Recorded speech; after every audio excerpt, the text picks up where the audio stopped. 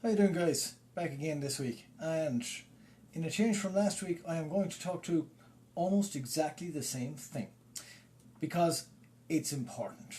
One of the things I want to talk about today is with one guy in the gym a few months back, and like many other people, was having a lot of trouble with his diet. The guy worked very hard. He was self-employed.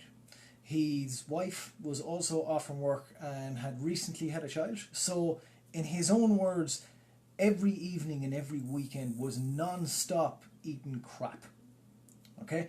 He found it very difficult to keep any kind of control on his diet. He found it very difficult to lose weight. And we helped him to coach him out of that. And one of the things we did was we just kind of said to ourselves, right, there's a whole familial situation there.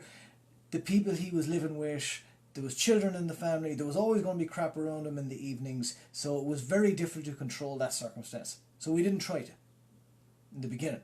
What we tried to do was to organise his breakfasts and his lunches. And the biggest thing for him was to get them under control and have them consistent. Now it's something you often hear people talk about, having a consistent diet and having things regulated, but what does that actually mean? Okay, so for him, he only had 2 or 3 different breakfasts.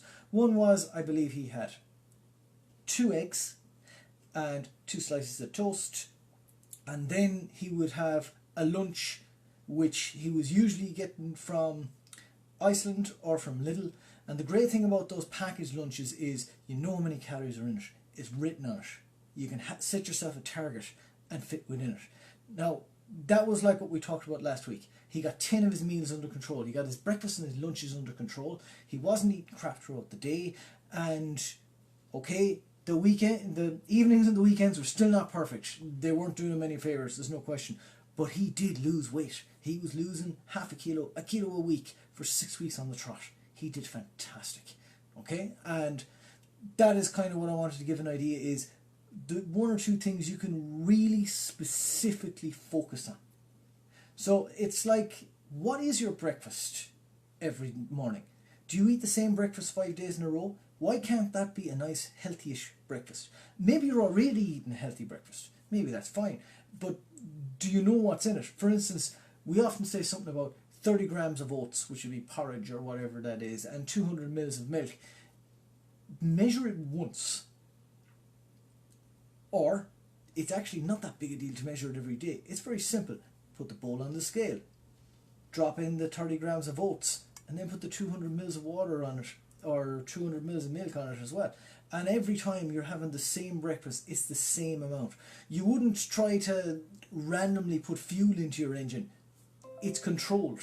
You should control what you are eating as well. So if you have your breakfast notched on, then you can start to look at, what am I going to have for lunch?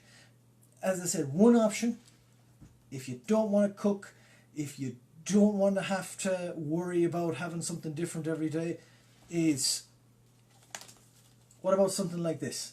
You can get this from Lidl. Now, I'm seeing that the thing has inverted this. This is a little tuna salad. Very nice example of what you could have for a lunch. There's about 300 calories in this, and I guarantee it's going to be pretty damn same every time you eat it, because Lidl aren't in the business of giving you 50 or 100 extra calories just for shits and giggles. Every calorie on that's going to be pretty controlled and pretty counted for. As opposed to if you make your own sandwich, there's a big difference between putting 50 grams of mayonnaise on something and putting 100 grams of mayonnaise on it. You mightn't see the difference, but the difference is about 350 calories, because there's about 700 calories in 100 grams of mayonnaise. Mayonnaise, being nice and all, is possibly the worst single thing you can put in your body if you are trying to lose weight. I'm sorry if that disappoints anyone. I do like mayonnaise as well. I'm just aware it usually doesn't have a place in a diet where you're trying to lose weight. So, now, one fella here, I just actually see it, because I set up my phone properly this time, he said, he doesn't eat breakfast, it would turn my stomach. That's fine. Different approaches for different people. However, you're probably eating more at a different part of the day. Maybe you're eating a lot of biscuits and tea. Maybe you're eating a lot in the evening when you get home, because maybe you're too tired after a long day of work. You don't have the time to make a dinner. You don't have the time to go out and find something healthy. So you just get something quick. You just get something easy. And sometimes quick and easy is not always healthy. So it's a case of you have to decide, where do your priorities lie. You might find that if you make it a point that 5 days a week you eat a healthy lunch, it's a case of making that consistent. And over time, you'll get used to it. And all of a sudden, you might not be as hungry in the evening. And then you'll start to lose weight. But the big thing we're trying to focus on is get control over something. Control your routine, control what you're eating for just 5 days of the week. And not even for the full day, for the breakfast and for the lunch. So if you start to ratchet those on, it's about getting control over at least 50% of the meals of your week. And that's going to help you to be consistently keep starting to lose weight. Keep starting to lose weight. That doesn't make any sense. That can help you start to lose weight, and you have a set point. You have a set routine in your week. Because if it's random every day, it's very difficult to fix random. We need to have something controlled and something solid. So again, why not go out, have the same breakfast every day, get a pre-prepared meal from someone like Lidl. You can go down to Iceland. Iceland have a fantastic selection of meals that are below around 350-400 calories. I would usually try to focus on something which is going to have 22 to 30 grams of protein in that meal. Is it perfect? No, but it's controlled. If you can say that that part of your day is the same 5 days a week, it's going to make a big difference at the end of the day. Let's see, I'm actually getting another thing here. I have dinner in the evening once a day is all I eat. If I eat lunch during the day, I get a very upset and sour stomach. Any suggestions? Well, what I would say with that is you might need to look at the kind of things that you're eating. You might have, that's quite unusual that if you eat anything during the day that is upsetting you. It might be worth going to a doctor and checking that your digestion is working properly. If you are eating once a day, it must be quite a large meal if you're not able to lose weight.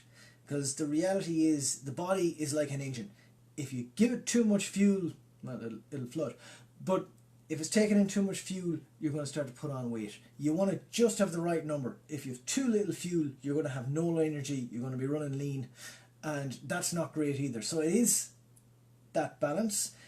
If you're not happy with the shape you're in, if you feel like you have weight to lose, you need to look at where are you eating. Maybe it's a case of you're dramatically overeating at the weekend. Maybe you're drinking, maybe you're going out, maybe you're eating chocolate during the day, maybe you're having a lot of sugar with your tea, with your coffee, maybe you're having a lot of biscuits, maybe you're having a lot of bread with sandwiches and mayonnaise, and all these things. It could be the choice of foods. Sometimes it's worth to take a couple of days and write everything down and then go back and analyse it.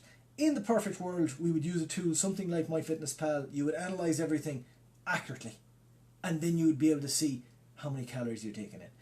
It can be difficult to know where to advise someone to change things if they're only eating once a day and they are not losing weight and they want to lose weight. Now, I don't know, is that gentleman wanting to lose weight or what is he trying to do?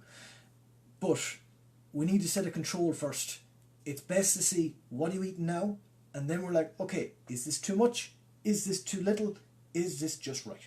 If you're keeping the same weight, you're eating the right amount of food to keep the shape you are. If you don't want to be that shape and you want to lose weight, you need to eat less. If you're talking about strict weight loss, food quality actually is not important, to be technical. Doesn't mean it's going to make you feel any better or help your digestion, because food quality could be an issue if your stomach is not good. Some foods don't agree with people.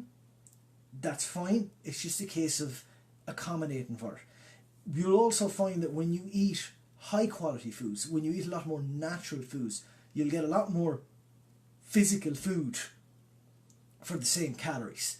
For instance, if you take half a kilo of broccoli, and I know most people are going to say, I don't want a half a kilo of broccoli, but just to give an example, a half a kilo of broccoli has about the same calories as 4 fingers of a Kit Kat.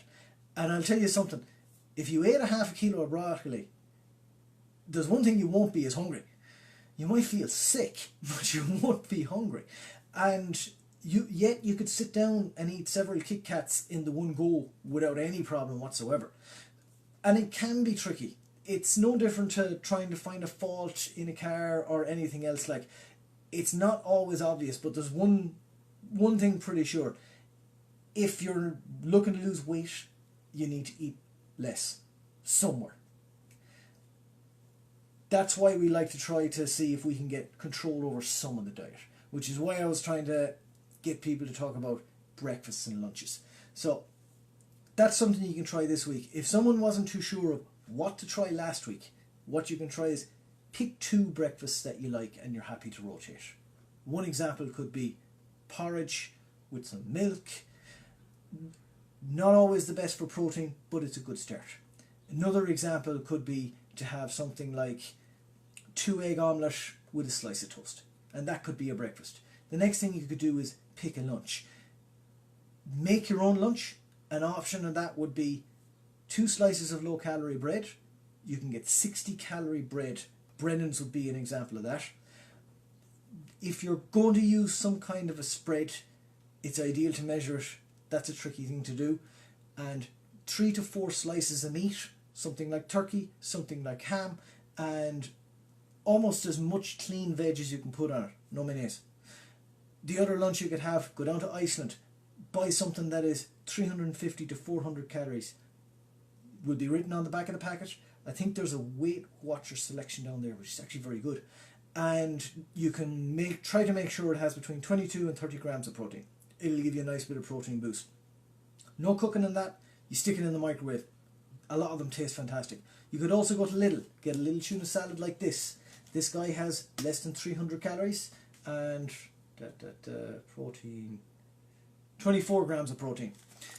There's 2 or 3 selections down in Lidl. And the great thing about this guy is, the expiry date on this guy is 2021. It's basically a ration. As long as you don't leave it in the boot of your car to bake during the summer, which I don't see being an issue until next May, this is going to last well. And it's even got a fork with it. You don't even need to have a fork. There's 0 excuses. So those would be 2 options to try for your lunch. 3 options actually, if you want to try something. But the main thing is, it needs to be controlled. If you're guessing, if you're going to the deli, you can always assume anything you eat out or anything you eat in a deli is probably going to have 50% more calories than what you make at home. Because the way they buy butter and mayonnaise for those places is in a bucket. Because guess what? It tastes awesome. And you put it on everything. It's in the coleslaw, it's in the potato salad, it's in the tuna salad. I can make you a tuna sandwich that'll have 800 calories. And you won't taste them. It'll taste amazing. But nonetheless, that's something to try, guys. Get 1 or 2 controlled breakfasts. Get 2 or 3 controlled lunches. And see if you can do 1 week, or maybe even 2, on the trot, where all your breakfasts and lunches are planned. And it's an easy thing. You get up in the morning, you're eating at the same time, you're probably having lunch at the same time. And see if it makes a difference. Okay, best of luck, guys. I probably went on a bit longer than intended, but people were asking questions, and I love it when people ask questions. It's always good. So, take care. Look forward to talking to you next week.